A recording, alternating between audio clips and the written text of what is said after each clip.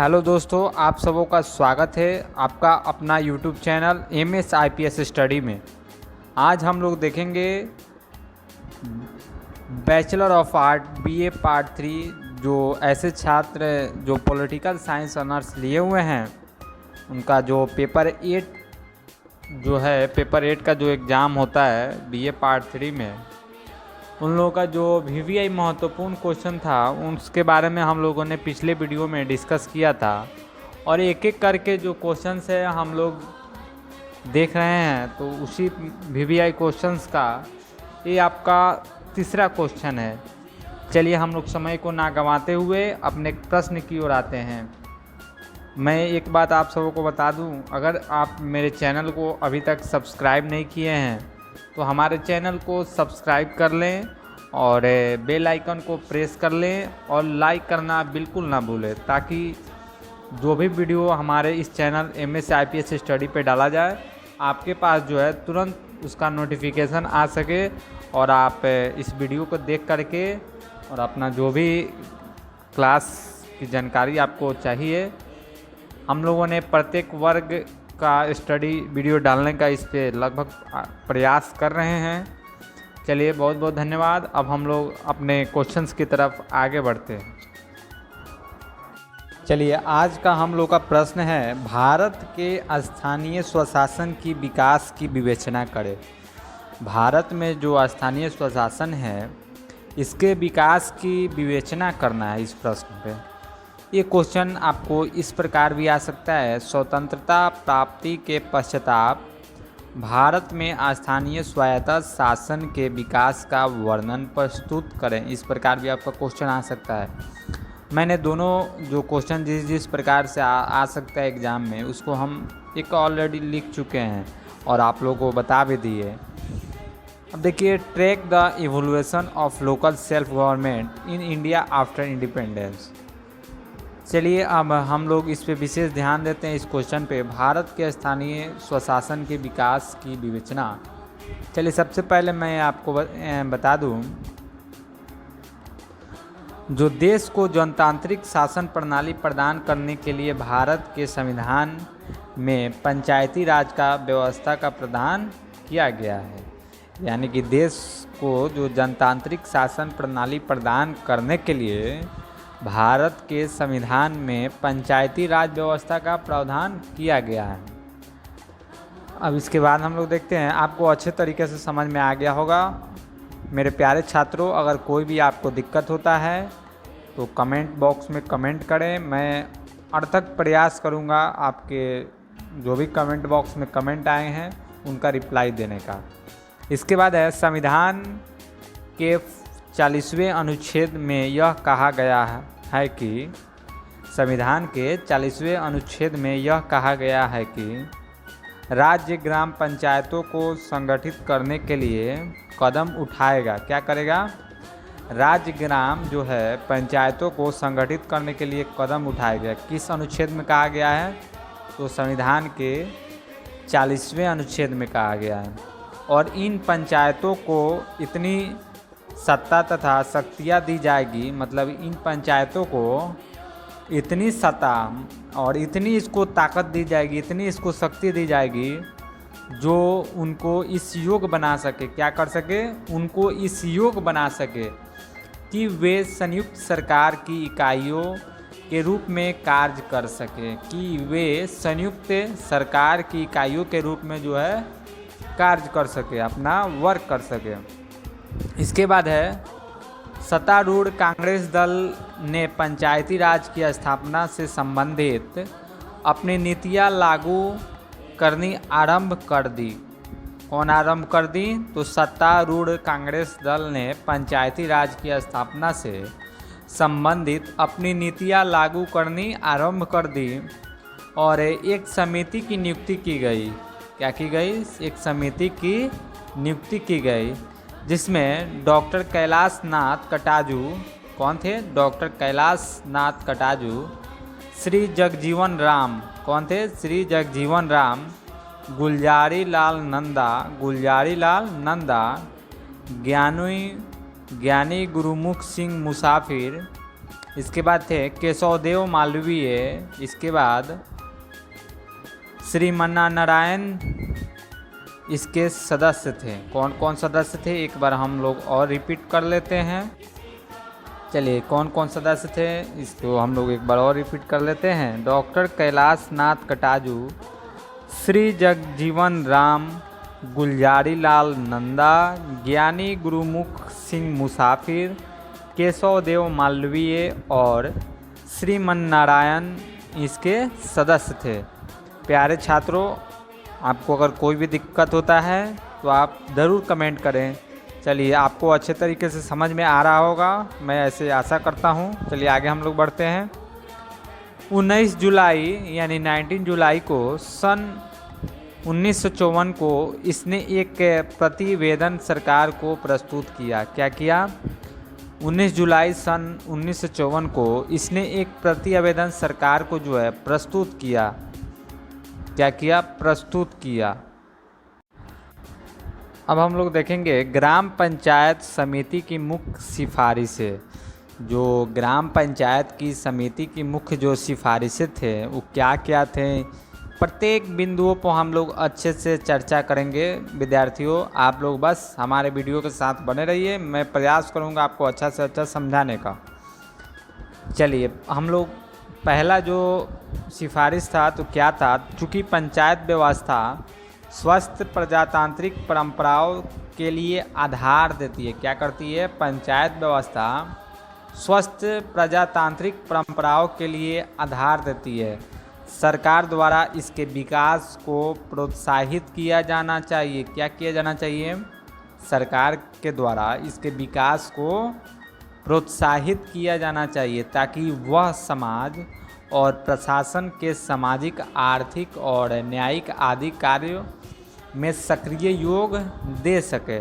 ठीक है दोस्तों, चलिए जो दूसरा पॉइंट है, संविधान में दिए गए लक्ष्यों को प्राप्त करने के उद्देश्य से पंचायतों को न केवल स्वायत्त शासन की इकाई के रूप में कार्य करना चाहिए, वरन सामाजिक न्याय और सहकारी जीवन के अतिरिक्त पूर्ण रोजगार देने के लिए भी प्रयास करना चाहिए।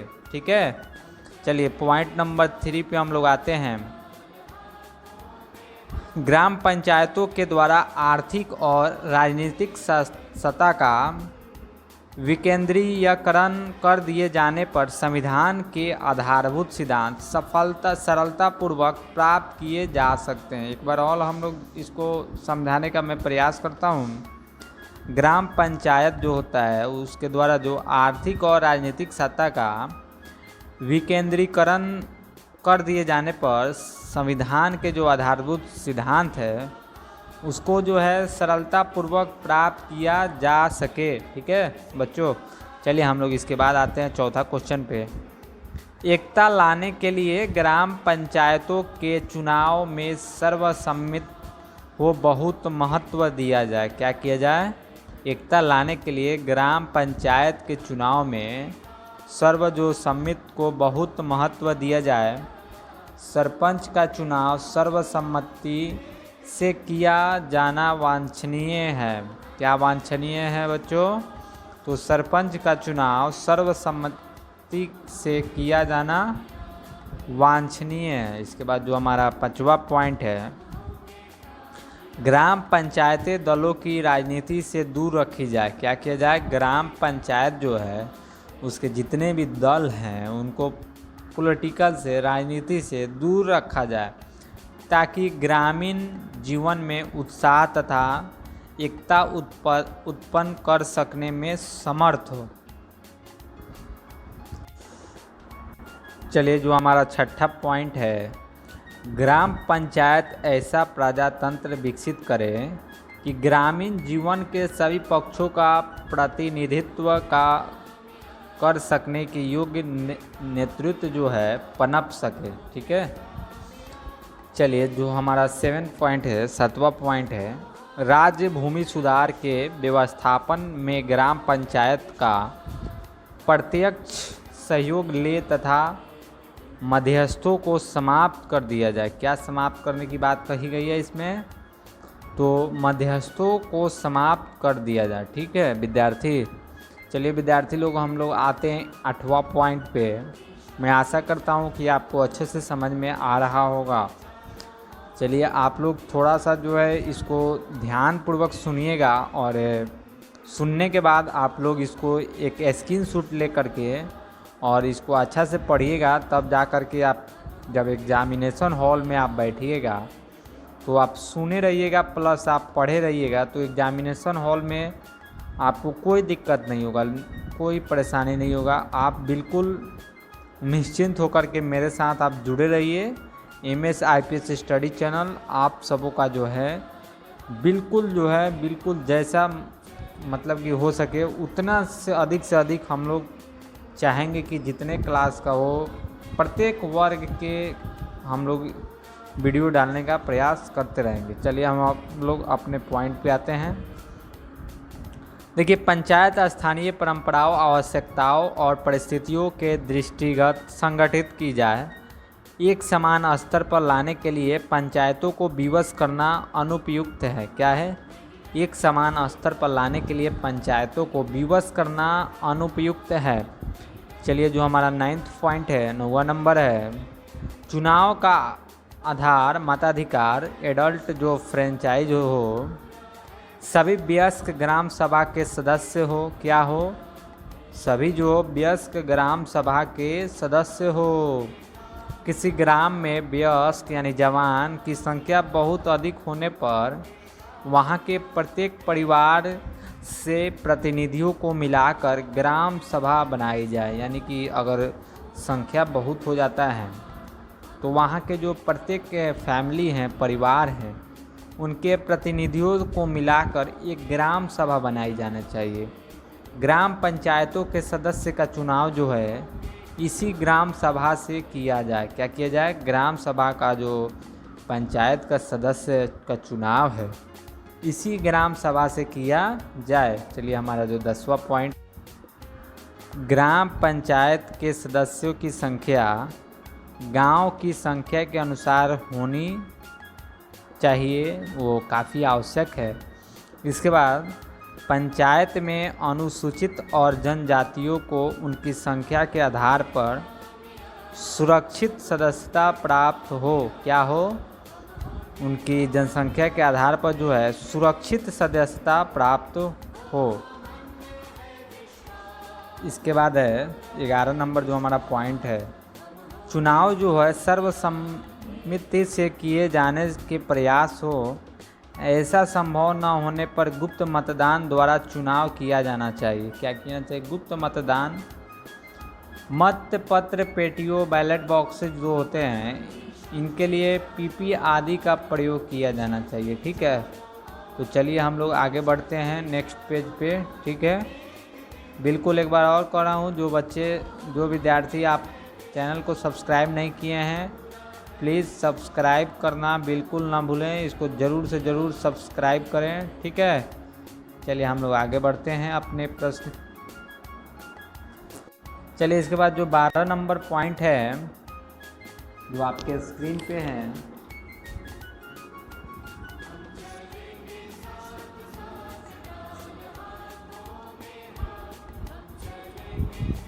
जो ग्राम पंचायत की इकाई व एक गांव जो जिसकी जनसंख्या 1500 से 2000 हो। कितनी जनसंख्या हो? 1500 से 2000 हो। आवश्यकता होने पर छोटे छोटे गांवों को मिलाकर एक ग्राम पंचायत की इकाई बना दी जानी चाहिए। क्या बना देनी चाहिए? अगर ज़रूरी पड़ता है तो छोटे छोटे गांवों को मिला करके एक ग्राम पंचायत की इकाई बना देनी चाहिए। ठीक है, एकदम बिल्कुल रट जाना है इसको, क्योंकि इसमें कुछ नहीं है। ध्यान से मेरी आवाज़ों को सुनिए और इसको स्क्रीनशॉट ले लीजिए। स्क्रीनशॉट लेने के बाद मेरे बातों को सुनिए और फिर आप एक बार इसको रीडिंग लगाइए, पढ़िए। उसके बाद देखिए आपको कंठस्थ हो जाएगा, बिल्कुल आप भूलिएगा नहीं। चलिए 13वां जो पॉइंट है, ग्राम पंचायतों के कार्य का निरीक्षण करने तथा उनमें समन्वय लाने के लिए एक निकाय स्थापित किया जाना चाहिए। क्या करना चाहिए? उनमें जो समन्वय है उनको लाने के लिए एक निकाय स्थापित करना चाहिए। चलिए 14 नंबर पॉइंट पे हम लोग आते हैं। पंचायतों को राजस्व एकत्र करने का अधिक से अधिक कार्य दिया जाए, उन्हें कर लगाने तथा आवश्यकता होने पर ग्राम निवासियों की सहायता और श्रम जो है प्राप्त करने का अधिकार होना चाहिए। ठीक है, इसके बाद है गांव की सामान्य भूमि से भी पंचायत को आय प्राप्त हो सकती है। इसके बाद आते हैं हम लोग 15 नंबर पॉइंट क्या कह रहा है। ग्रामों में तकनीकी विकास के लिए कार्यकर्ताओं का परीक्षण हो। मतलब ग्राम में अगर टेक्निकल डेवलपमेंट नहीं होगा तो कैसे होगा। प्रत्येक ग्राम में टेक्निकल डेवलपमेंट काफ़ी ज़रूरी है। इसके लिए जो भी हमारे कार्यकर्ता हैं उनको परीक्षण किया जाए। ठीक है, इससे जो है बेरोजगार व्यक्तियों को रोजगार भी प्राप्त हो जाएगा। बेरोजगार जो है उनको क्या मिलेगा, रोजगार भी मिलेगा। देखिए जो हमारा अगला पॉइंट है 16वां पॉइंट है, ग्राम पंचायत के अतिरिक्त न्याय पंचायतें भी संगठित की जानी चाहिए। वे जो है 3 मील के घेरे में रहने वाले 6000 निवासियों को सेवा करें। ठीक है, प्रत्येक ग्राम सभा ग्राम पंचायत के कार्य करने के लिए सदस्यों का चुनाव करने के अतिरिक्त, मतलब कि उसके जो सदस्य हैं उनको चुनाव करने से अतिरिक्त न्याय पंचायत में काम करने के लिए 5 व्यक्तियों का एक पैनल भी चुने हैं। ठीक है, न्याय पंचायत में लगभग 20 सदस्य हों, उनमें से केवल 5 सदस्य ही किसी समस्या पर विचार करें। समस्या से संबंधित गांव में ही सुनवाई होनी चाहिए। ठीक है, बिल्कुल ध्यान दीजिए, इसको अच्छे से पढ़िए। इन न्याय पंचायतों में किसी वकील को न आने दिया जाए। गांव द्वारा न्याय पंचायत के लिए जो 5 सदस्यों की पैनल बन चुकी है उसमें एक हरिजन और एक स्त्री का होना भी आवश्यक है। ठीक है, क्या क्या आवश्यक है, तो एक हरिजन का होना आवश्यक है और एक स्त्री का भी होना आवश्यक है। चलिए हम लोग अगला जो हमारा 17वां पॉइंट है उस पर आते हैं। ग्राम पंचायत नगरपालिका संबंधित सामाजिक, आर्थिक और न्यायिक कार्य पर कर सकती है। ठीक है, नगरपालिका संबंधित कार्य के उदाहरण इस प्रकार है, जो उसका कार्य जो है उसका उदाहरण एग्जाम्पल जो है इस प्रकार है, जैसे सड़कों की मरम्मत, गांवों की सफाई, भवनों का निर्माण एवं रक्षा भी करना, पीने वाले पानी की व्यवस्था भी करवाना। ठीक है, इसके बाद जो हमारा अगला पॉइंट है 18 नंबर का जो पॉइंट है, ग्राम पंचायत सहकारी संस्थाओं से पृथक रखी जाए। इसका कारण यह है कि सरकारी संस्थाओं का क्षेत्र जो है अधिक व्यापक है। ठीक है, तत्पश्चात पंचायती राज स्थापित करने तथा विकसित करने के लिए सतत रूप से प्रयत्न किए जाने चाहिए। सन 1959 में पंचायती राज की स्थापना की गई। एक और आपका जो है ऑब्जेक्टिव क्वेश्चन से यहाँ पे तैयार हो जाता है, पंचायती राज की स्थापना कब हुई है, तो सन 1959 में पंचायती राज की स्थापना हुई है। सर्वप्रथम जो है राजस्थान की सरकार ने कदम उठाया। कौन सी सरकार ने सर्वप्रथम कदम उठाया, तो राज्य सरकार जो है हमारा राजस्थान, उसने कदम उठाया। वर्तमान समय में प्रायः समस्त राज्यों में पंचायती राज संबंधित कानून बनाए जा चुके हैं, ऑलरेडी बन चुका है प्रत्येक राज्य में पंचायती राज संबंधित कानून। इस उद्देश्य की प्राप्ति के लिए विविध राज्यों में अनेक अधिनियम पारित किए जाएं। इस संबंध में सन 1954 में शिमला में राज्यों का सम्मेलन आयोजित किया गया। कब आयोजित किया गया, 1954 में शिमला में राज्य का सम्मेलन आयोजित किया गया। श्री विनोबा भावे ने इसकी पंचसूत्री कार्यक्रम का प्रस्तुत किया था। कौन किया था, श्री विनोबा भावे ने। कौन किया था दोस्तों, श्री विनोबा भावे ने। ठीक है, अब हम लोग आगे बढ़ते हैं। इस सम्मेलन में निम्नलिखित सिफारिश की मान्यता थी। मतलब इस सम्मेलन में क्या कौन सा सिफारिश था जिसको मान्यता मिल गई। ठीक है, चलिए जो हमारा पहला पॉइंट है, पंचायत स्वायत्त सरकार तथा नियोजन की मूल इकाई है। और जो दूसरा पॉइंट है जो जिसका सिफारिश को मान्यता मिली है, पंचायतों की स्थापना करते समय यह लक्ष्य हो कि ग्रामीण समाज की जो आवश्यकताएं को पूरा करने में प्रत्येक वयस्क से प्रत्यक्ष रूप से उसमें योगदान कराया जाए। ठीक है। तीसरा पॉइंट क्या है, इसको हम लोग देखते हैं। पंचायत द्वारा राजस्व का संकलन किए जाएं। ठीक है। चौथा पॉइंट, ग्राम पंचायत ग्राम की भूमि का अभिलेख रखने में कार्य को हाथ बटावे। ठीक है। पांचवा पॉइंट है, सामान्य भूमि का प्रबंध पंचायत के हाथों में होनी चाहिए। छठा पॉइंट है, विभिन्न उद्देश्यों के लिए सहकारी समाज की रचना की जाए। पंचायतों को उन सहकारी समाजों के कार्य संचालन में भी सक्रिय सहयोग देना चाहिए। ठीक है। सातवां पॉइंट है हमारा, पंचायत को यह अधिकार प्राप्त होनी चाहिए कि वे अपने क्षेत्र में बाध्यकारी सेवा लागू कर सके। ठीक है। और जो हमारा लास्ट आठवां जो सिफारिश हमको मान्यता मिली थी उस सम्मेलन में, प्रशासकीय दृष्टि से समिति ने 27 कार्यों की एक सूची प्रदान की जो ग्राम में जो निकाय हैं उसके द्वारा जो है संपन्न किया जाए। ठीक है। चलिए अगला जो हमारा पॉइंट है, पंचायतों की आय से प्राप्त स्रोत नहीं है, अतः राज्य को चाहिए कि वह पंचायत को अधिक से अधिक क्या करे, अनुदान प्रदान करे। ठीक है। 10वां पॉइंट है, पंचायतों द्वारा राज्य के मध्य एक मध्यस्थ इकाई होनी चाहिए। ठीक है। अब हम लोग आगे बढ़ते हैं। पंचवर्षीय योजनाएं व स्थानीय स्वायत्त शासन का विकास, 5 ईयर्स का जो प्लान है उसके development of local self government, इसको हम लोग जानते हैं। प्रत्येक पंचवर्षीय योजना के स्वायत्त शासन के विकास को दृष्टिगत रखा जाए। क्या किया जाए, प्रत्येक जो पंचवर्षीय योजना के स्वायत्त शासन का जो विकास है इसको दृष्टिगत रखा जाए। स्वायत्त शासन संस्थाओं को विकसित करने के लिए सामुदायिक जो है विकास योजनाओं और राष्ट्रीय प्रसार सेवा, नेशनल जो एक्सटेंशन सर्विस है उसका भी प्रावधान भी किया जाए। ठीक है। इसके बाद स्थानीय स्वशासन का विकास करने का प्रमुख जो उत्तरदायित्व सरकारों पर है, मतलब कि जो स्थानीय स्वशासन का विकास करने का जो प्रमुख उत्तरदायित्व जो राज्य सरकारों पर है, केंद्रीय सरकार ने अनेक समितियों की नियुक्ति की है जिनमें कतिपय निम्न प्रकार है। अब कौन कौन से प्रकार है इसको हम लोग जान लेते हैं। पहला जो है स्थानीय वित्त जांच समिति 1915 यानी स्थानीय वित्त जांच समिति जो 1951 में लोकल फाइनेंस जो इंक्वायरी कमेटी बना था।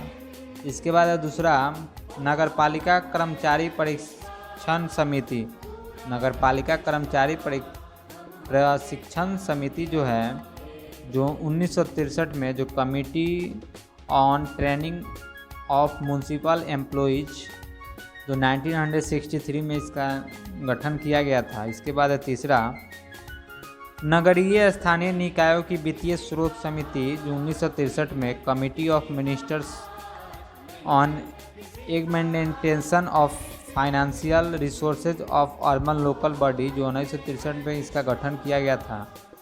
इसके बाद जो हमारा चौथा है नगर पालिका कर्मचारी सेवा शर्त समिति जो 1969 में इसका गठन किया गया था। Committee on the service condition of municipal employees जो 1969 में इसका गठन किया गया था। चलिए थैंक यू, फिर हम लोग मिलेंगे अपने नए क्वेश्चंस नए वीडियो के साथ। तब तक के लिए धन्यवाद। फिर से एक बार मैं एक बात बता दूं, आज जो भी विद्यार्थी जो हैं चैनल को सब्सक्राइब नहीं किए हों, बेल आइकन पे प्रेस नहीं किए हों, लाइक नहीं किए हों, बिल्कुल सब्सक्राइब कर लें, बेल आइकन पे प्रेस कर लें और लाइक करना तो बिल्कुल ना भूलें। चलिए थैंक यू, धन्यवाद।